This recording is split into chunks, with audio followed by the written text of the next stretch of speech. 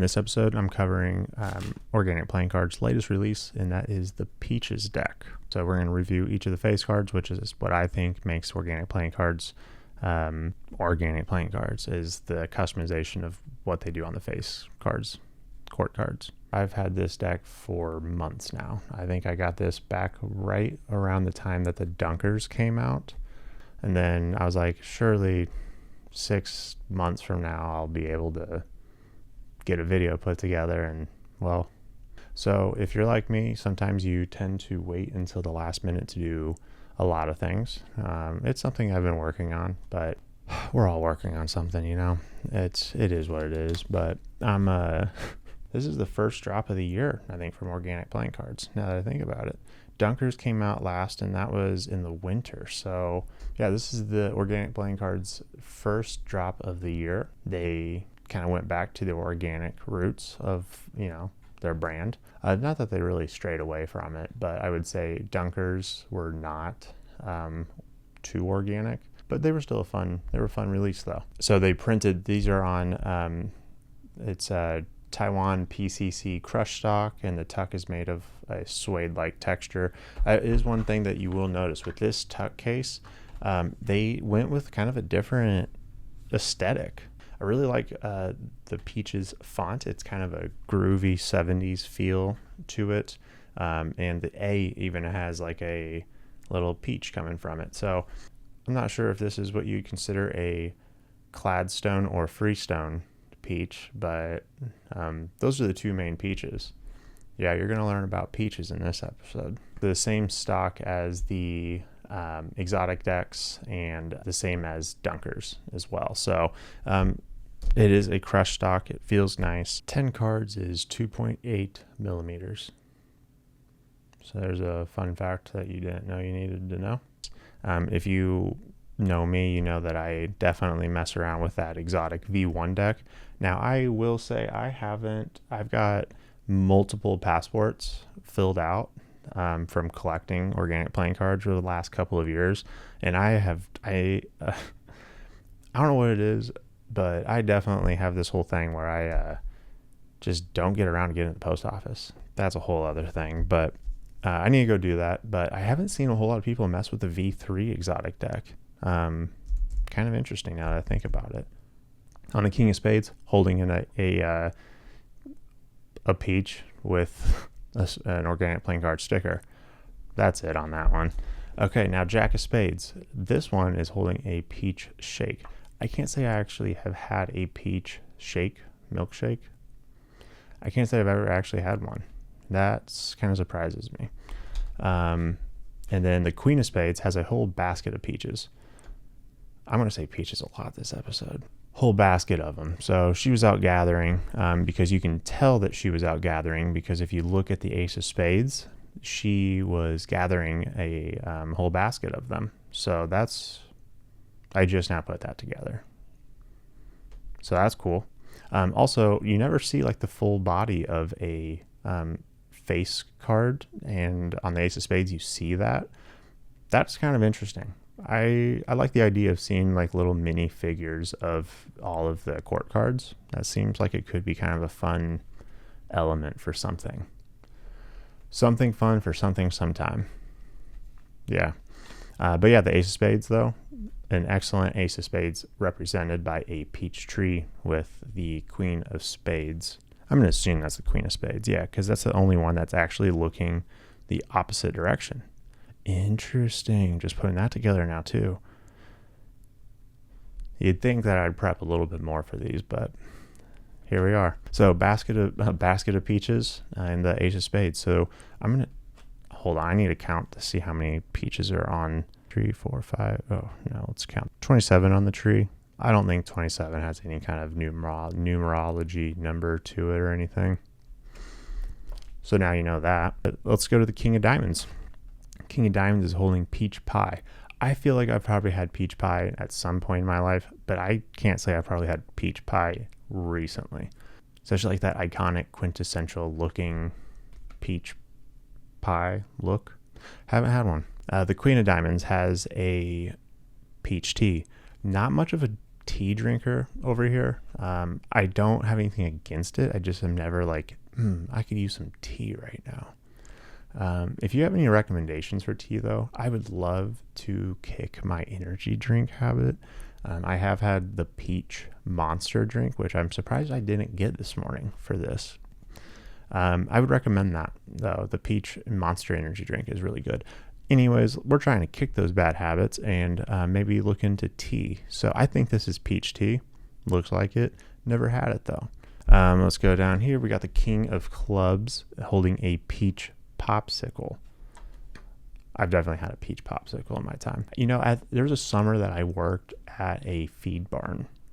For those of you that don't know what a feed barn is, it's basically, this one was like a drive-through, it's a barn, and you drive through the center of the barn, and then I would walk up to your window and be like, well, what can I get for you? And then that's where you got like horse feed, dog food, all that, like hay, straw, anything you need. And so I'd load cars up with that, and that was a summer job for a while.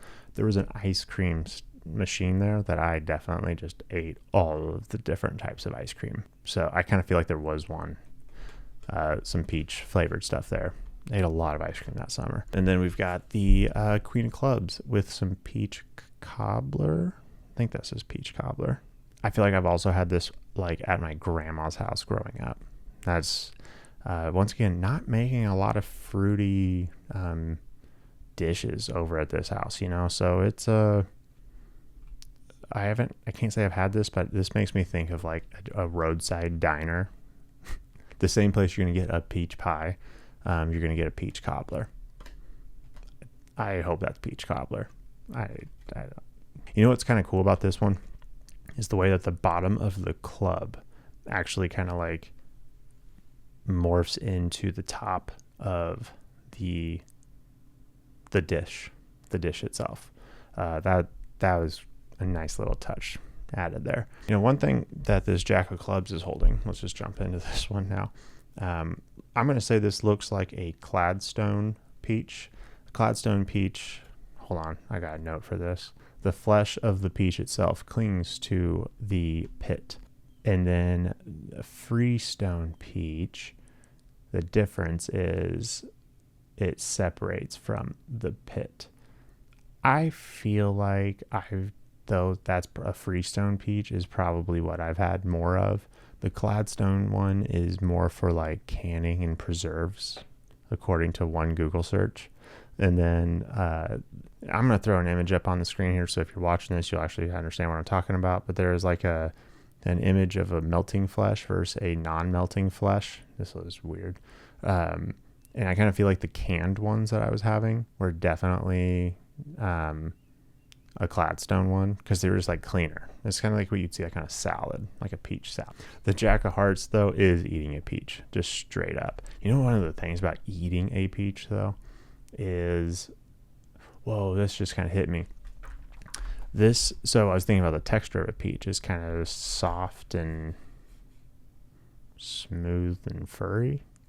Furry is not the right word, but it's kind of almost a suede feel. I wonder if there is if this tuck case was intentionally kind of a different type of feel compared to a normal. I wonder if my microphone picks this up. So this is the peach deck, and then this is I don't know what I'm doing right now. So what is this, ASMR? This is the OPC Roasters deck. Anyways, one of my favorite decks from them, by the way. This is it does one of the, okay, I'll just throw a picture up of a Riffle fan in post. But I like the design, the continuous design, the way that all flows. I think this deck itself was kind of underrated, only because it was a way different design for OPC, but the fans look top tier. Compared to this one, this is like your classic OPC deck. So anything that you would see from like the Squeezers, or I mean literally most of the OPC decks,